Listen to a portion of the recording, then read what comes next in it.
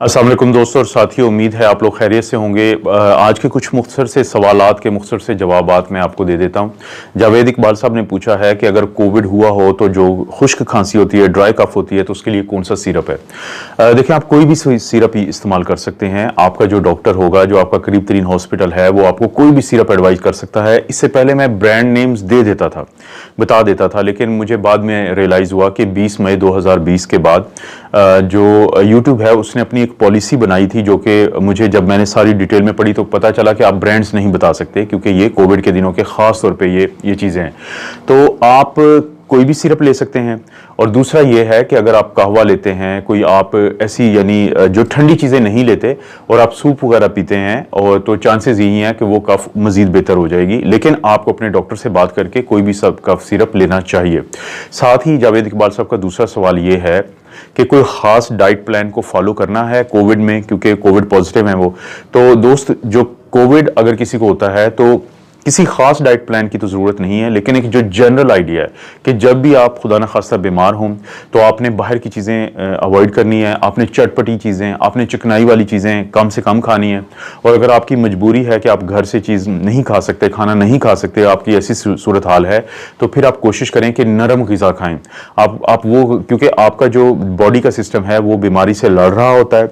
कोई भी बीमारी हो, चाहे वो कोविड ही क्यों ना हो, तो जो हमारा इन्हज़ाम का अमल है, जो डाइजेस्टिव प्रोसेस है, उसकी तरफ कम पावर जाती है, ब्लड जाता है।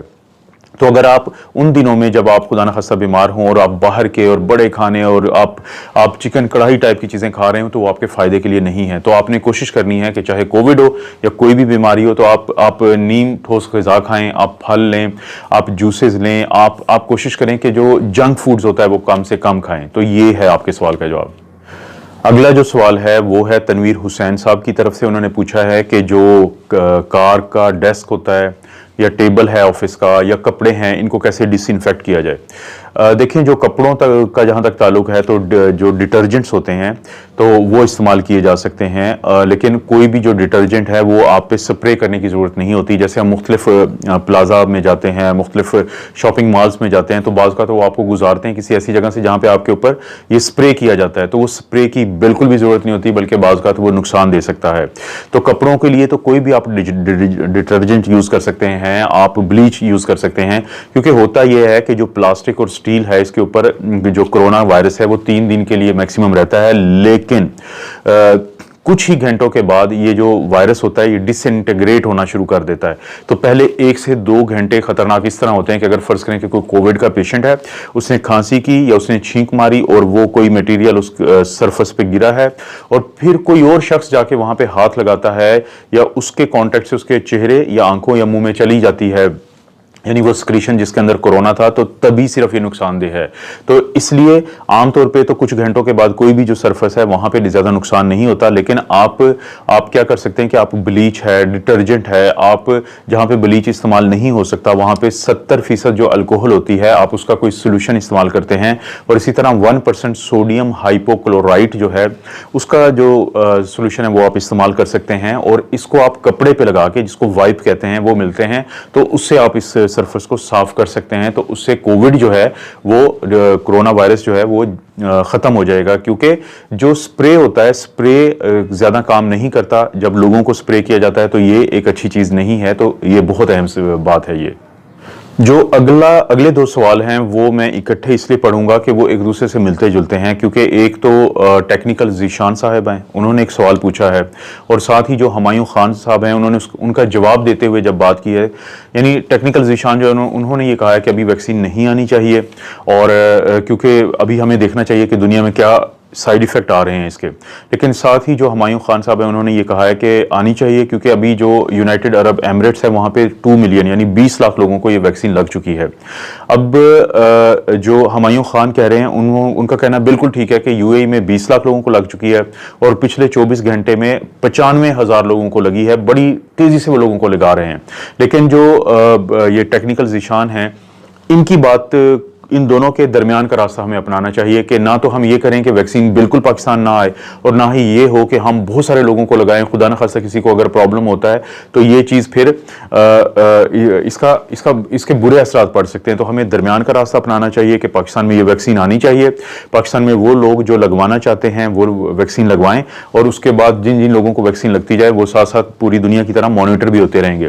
लेकिन आप लोग एक बात ज़हन में रखें कि दुनिया में जो फेज़ 1 के ट्रायल हैं वो स्टार्ट हुए थे अमूमी तौर पर मई जून में, और इस वक्त 6 महीने से ज़्यादा का जो अरसा है वो गुजर चुका है, क्योंकि फेज़ 1 में कम लोग होते हैं, फेज़ 2 में उससे ज़्यादा लोग होते हैं, और फेज़ 3 में बहुत ज़्यादा लोग होते हैं, जो क्लिनिकल ट्रायल्स की मैं बात कर रहा हूँ।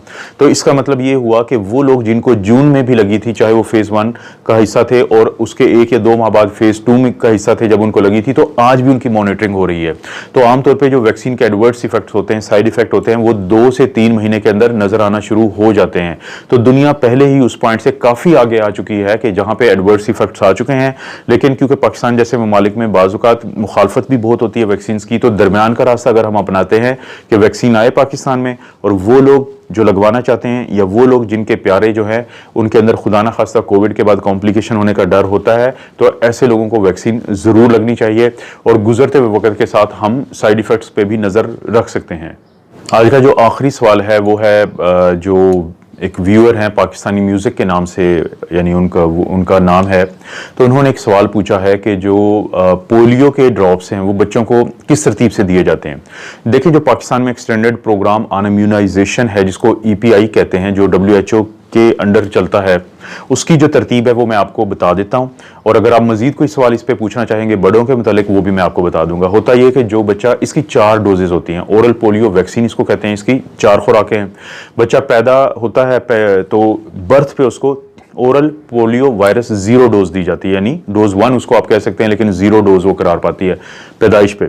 उसके बाद जब बच्चा होता है 6 हफ्ते का, यानी 1.5 महीने का, तो उसको दूसरी डोज दी जाती है।